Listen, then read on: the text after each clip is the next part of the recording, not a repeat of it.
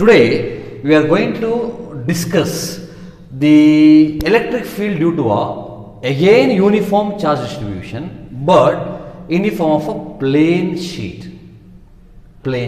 So the electric field expression due to a uniformly charged infinite plane sheet. Infinite plane sheet means you don't know where it ends or where it starts, don't know the boundaries. A uniformly charged plane sheet, I consider a cross section of that. Cross section, you can write in any shape. I will write in this form, right? I consider the two boundaries like vertical lines.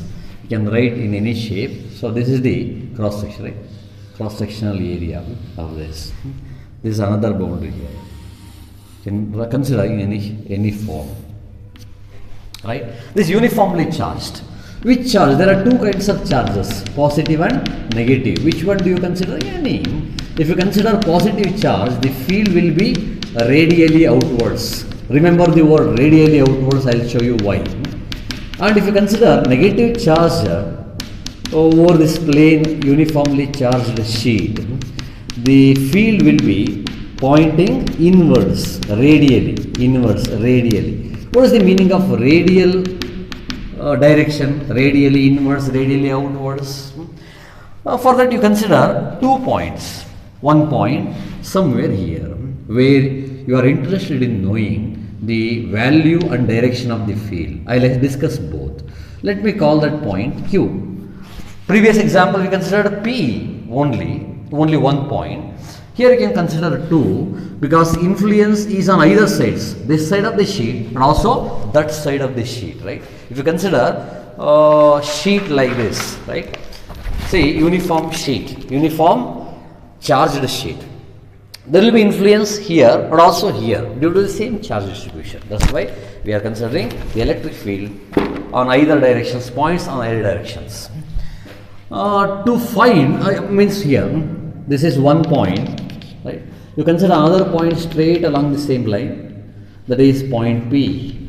There will be influence due to an amount of charges you are going to consider here and here simultaneously. Now, to find electric field at point P and Q, whose direction is expected to be along the outward radially outward means the extension of the arrow E backwards to the surface is perpendicular. Here too, the electric field is radially outwards. If you extend this direction, the line is perpendicular to this plane sheet. Electric field is like this. Very simple. Now to apply Gauss theorem to find electric field at P and Q, you have to use this relation, that is the flux through a surface you are going to consider is equal to 1 by epsilon 0 times the charge enclosed. Flux through where? You have to imagine a Gaussian surface which encloses an amount of charge here on the surface. So which type of surface going to consider? Spherical, irregular shape, cylindrical? Here in our discussion, consider cylindrical. As I told you in the previous example explanation, we need to consider symmetrical surfaces to simplify calculation part. To make calculation part bit easier, symmetrical surfaces like sphere, cylinder, depending on the situation consider. Here again going for cylindrical surface which will be like this, contains these 2 points and encloses some charge over here. So I will show the cross-sectional area of this. See here, cross-sectional area of cylindrical surface I am going to consider. This is the cross-section of the cylinder, point P. You extend the cross-section here too. Here also the cross-section is like this. What is the area of cross-section? Let us suppose some value ds. S for area of cross-section, that's it, surface area. Now I will extend the surface like this. This is the cylinder, right? Cylinder passes through the surface, reaches here, pass through the surface. Look here. So this is a cross section which encloses an amount of charges. Look here, enclosed amount of charges. We have to write like this only diagram. Now if we extend this here to, we can reach a point, right, like this. The cylinder is a cylindrical Gaussian surface. What is this? Gaussian surface. What is the shape of this? Cylindrical. Right? What is the specialty of this? This encloses the 2 points, namely Q and P, plus enclosed amount of charges on the surface. Now we can apply Gauss theorem. Flux through the end faces is equal to 1 by epsilon 0 times the charge enclosed. Again students, the electric flux is just along the normal. Where is the normal? Look here. This is the normal direction, right? Because this is a plane surface, normal is perpendicular. Here, this is normal. Normal is just along electric field. So, what is the angle theta? 0. Again, theta equals to 0. Cos 0, 1. What about electric flux through a cross-sectional area here? If you consider a cross-section here, what is the value of flux? The normal is down, n cap, and the electric field is along the horizontal, this end face. What is the angle between them? 90. What is cos 90? 0. There is no flux through this. Electric flux is not crossing the area like this. It is just passing along the curved surface. That's why flux through the curved part is 0. Only through end faces, flat end faces, you will see flux of electric field.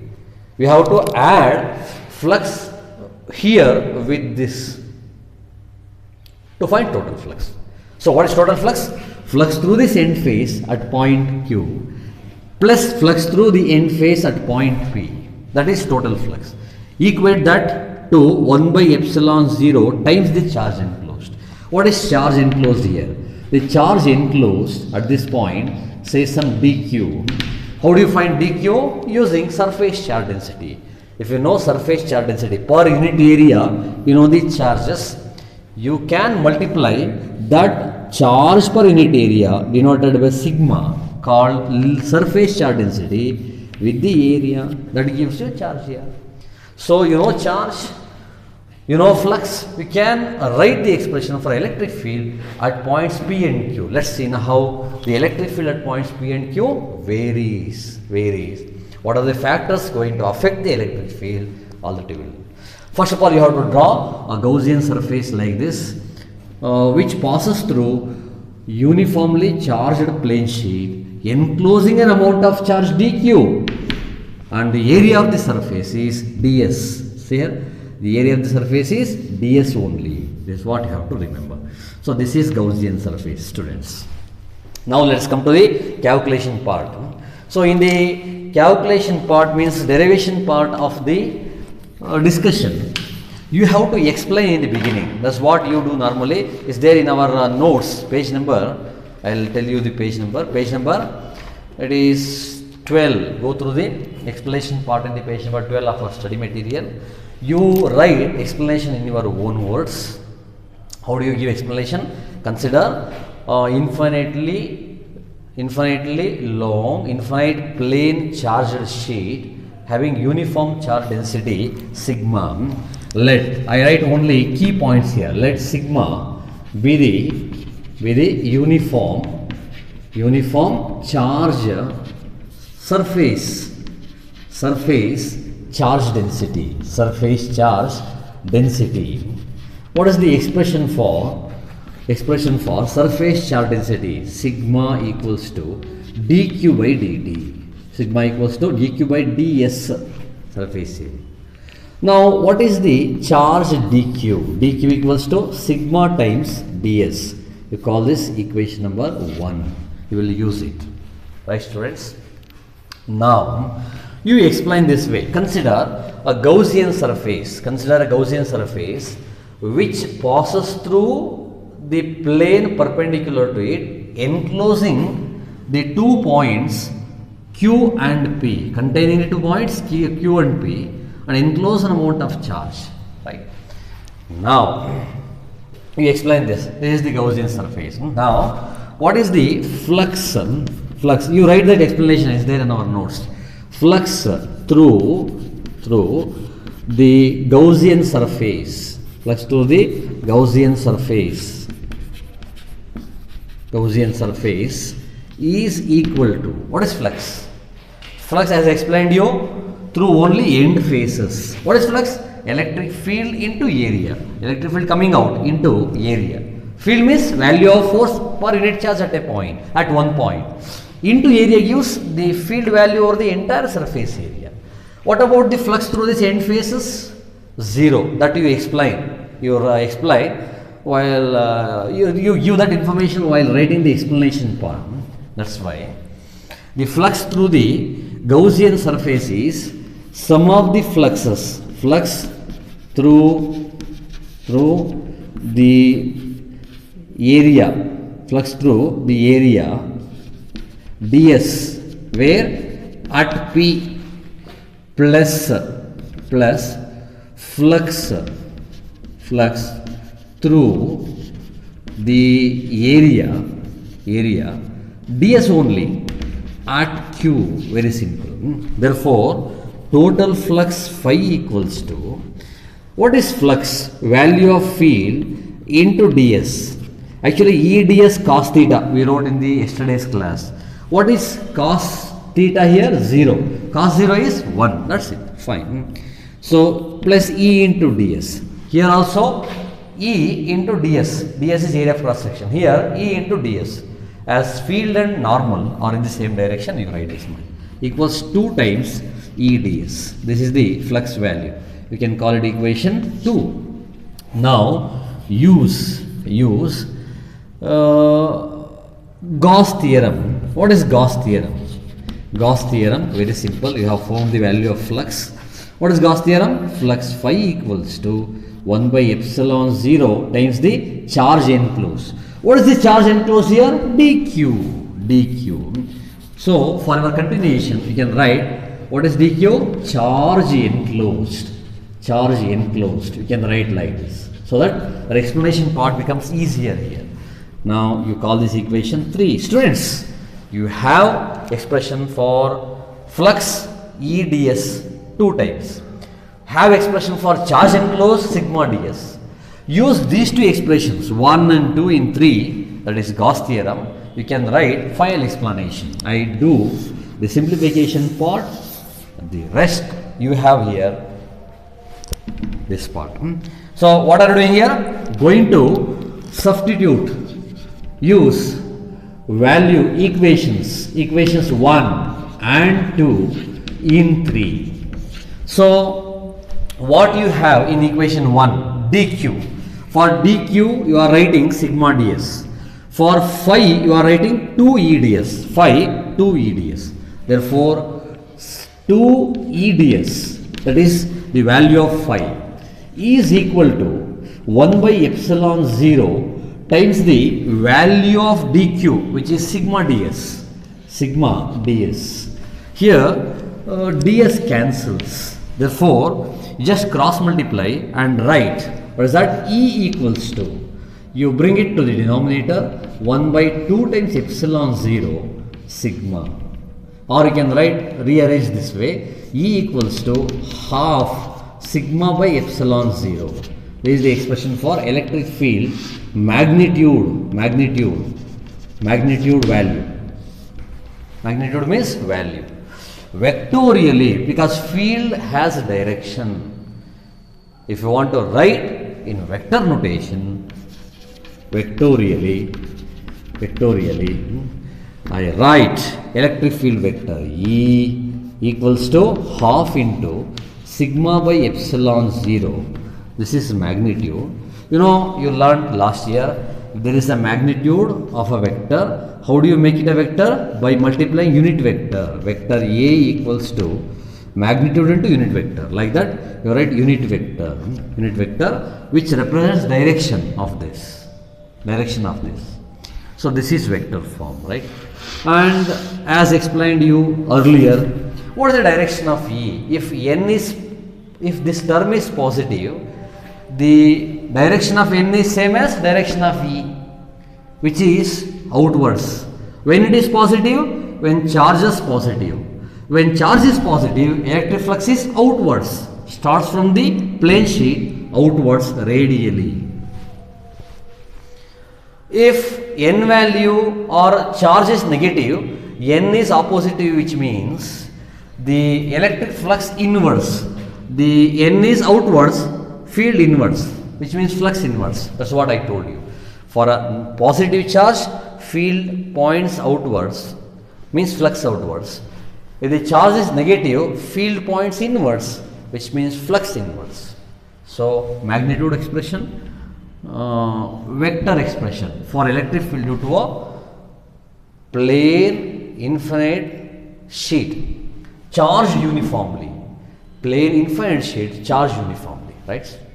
And what is the type of relation you see here? Here you understand this. Electric field E directly proportional to sigma. What is sigma? Surface charge density. Interesting, students, there is no distance term.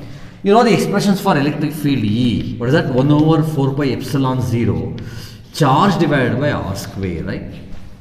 Inversely proportional to square of distance, directly proportional to charge. Inverse square law. And you wrote expression for infinitely long straight wire, previous video.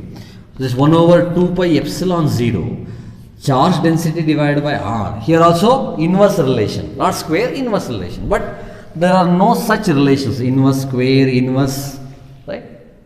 Means when you are very close to the surface, as it is infinite large sheet, uniformly charged, infinite large, the distance doesn't matter, right? So when you are very close to a lamp, right? This is a lamp, very big one. See, this is a lamp. You think it as a lamp. When you are very close to lamp, what is the change in intensity of light when you move by a millimeter? If you move by 1 millimeter, what is change in intensity? We cannot question like that. Why? 1 millimeter is very small gap. So the change in the value cannot be identified easily. It's almost uniform. Intensity around is very uniform. If you move by a large distance, then the distance comes into play, right? Variation of distance with variation of intensity with distance or electric field with distance has to be taken. Here the points are very close to the surface. There is no distance term. Electric field depends only on the charge density. Distance inverse square law relation is there, but the points P and Q are very close. That's why inverse square law relation doesn't appear here. The electric field very close to an infinite uniformly charged sheet depends only on the charge density, and the field is radially outwards. 2 points you have to remember. It's time to explain why the field is radially outwards. Sir, on what basis you have taken direction just perpendicular to the surface at this point, center? Normally question arises, right? For that, again symmetry concept. Now to explain that, I consider the same here, a small explanation. Okay? Same surface. This is your point Q. Only at Q I will explain. See, consider a very small part of the charge, very small part. It is charged uniformly all around, right? Charges are there everywhere. Now, this part of the charge pushes this unit charge away, right? With a force E. Now, you consider some amount of charges here at a certain distance x. So, these charges pushes this unit charge at the same time this way. You know how to write electric field value. At the same distance up here, right? Above this, below this, same distance. That is symmetry, right? The electric field is in this direction. Value must be same as this y. Same distance, same distance. When you resolve the values of these two fields, you get vertical values, horizontal values. Which law? Parallelogram of vector addition. This is vertical component, and these are horizontal components. What is horizontal component? Again, hypotenuse into cos theta. This is hypotenuse into cos theta. What are these vertical values? E into sine theta. This is E into sine theta. So the vertical components, namely E sine theta being equal opposite cancel each other. Whereas the horizontal components E cos theta add up with the value E. It is true for all point charges. If you consider charge here, there is a corresponding charge here. If you consider a charge here, you can see a corresponding charge here at the same distance. So the contribution of all such symmetrical points with respect to this line will be just along the radially outward direction. Radially outward means if you consider a cylindrical surface like this, the field will be along the axis, radially outward direction, which is perpendicular to the sheet, right? So the field is along the outward normal perpendicular to this sheet. That is symmetry. Here also we have applied symmetry idea to arrive at the relation, which is an approximate relation. This is an approximate. Previous also 1 over 2 pi epsilon 0 lambda by L or lambda by R and half sigma epsilon approximate relations give a value almost equal to the value we can derive accurately using some other methods, right? That's not there in your syllabus. Only application of Gauss theorem. This expression is almost equal to the actual value, an approximation of electric field due to an infinitely large, uniformly charged plane sheet. Very simple. Now let us follow the discussion part, what you have to write in the examination. I will show what you have in your notes, which is I will going to display on the board. I will tell you next. Now first of all, how much you have to remember, students? You have considered infinitely large, uniformly charged plane sheet. You are finding electric flux at point Q.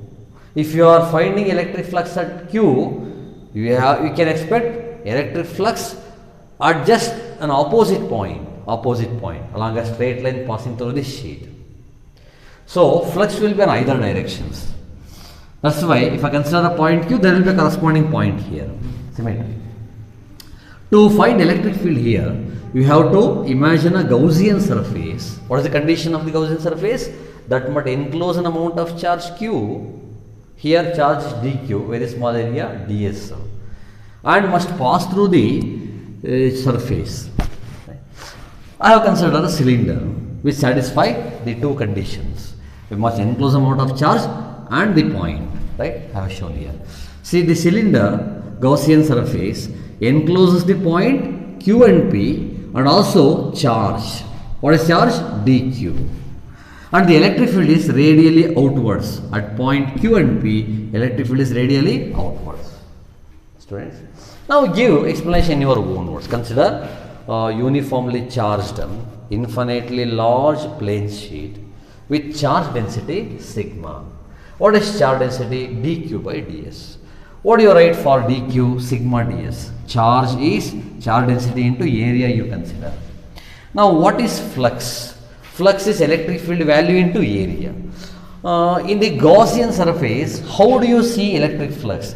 You see electric flux along the end faces perpendicular to the surfaces. Look here, normal to the surface.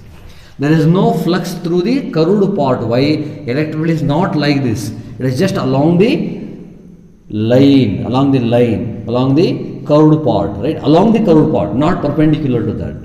Is not crossing this area. That's why flux through the curved part 0. Only through end faces you will see electric flux. That's why total electric flux is flux through the area ds at P, flux through the area ds at Q. Therefore, phi equals to EDS. What is EDS? Electric field at one point into area plus electric field at one point into area. So it is 2 times EDS. By Gauss theorem, flux equals to 1 by epsilon 0 times dq. This is Gauss theorem. We have found the value for flux and also the charge value dq sigma ds. You use these two values here. What is phi? 2 EDS. What is dq? Sigma ds. If you use these two values, then you are left with ds cancels. This is a common term. There is no summation. E equals to 1 by 2 epsilon 0 times sigma. This is the magnitude form of electric field. Now how do you write direction? E vector equals to 1 by 2 sigma by epsilon 0 n. What is n? It is outward normal perpendicular to this area of cross section. If we extend this line to the surface, it is perpendicular. Electric field is perpendicular and outwards. Why outwards? Charge is positive. If it is negative, inwards. Electric field depends only on the surface density, doesn't depend on distance. This is what you have to. Now students, we will see how much you have to write according to your study material. Second application, electric field due to a uniformly charged infinite plane sheet. Another 5 marks important question in your board examination. You first of all write this diagram. There is an infinite plane sheet uniformly charged, and to find electric field at points P, Q and P, points Q and P, because the influence will be on the right side as well as left side of this plane sheet. You consider a cylindrical Gaussian surface which contains the points P and Q and encloses some amount of charge passing through the infinite plane charged sheet. Like this you have to write the diagram. Then you write explanation like this. Consider an infinite plane sheet having uniform charge density sigma. To find the electric field just outside the charge sheet, this is point Q or P. Imagine a Gaussian surface which is a cylinder, remember, having area of cross section ds piercing through the charge sheet as shown in the figure. The electric field at both the ends of the cylinder along the outward normal to the surface ds. The total electric flux is flux through the area ds at P, flux through the area ds at Q. It's very simple. Therefore, phi equals to EDS plus EDS, where cos theta is 0, cos 0 is 1, theta is 0. Therefore, 2 EDS. That is equation 1.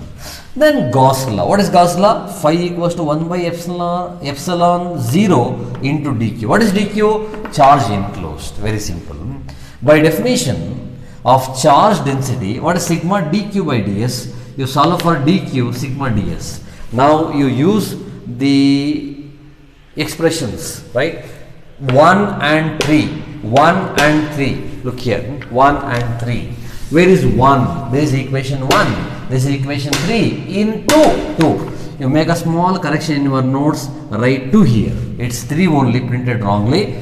Using equation 1 and 3 in 2, you write E equals, look here, equation number 1, 2E ds. 1 by epsilon 0 into, in the place of Q you are writing from equation 3, sigma ds. Here ds cancels. Therefore, you are left with sigma by 2 epsilon 0. 2 epsilon 0. Very simple, students. Vectorially, you write E vector sigma by 2 epsilon 0 n cap. Where n cap is a unit vector pointing outwards from this. Normally outwards from the plane charge sheet. Where n is a unit vector normal to the plane. And electric field is pointing outwards if the charge is positive, and electric field is pointing inwards if the charge is negative. That's it, students. This much you practice.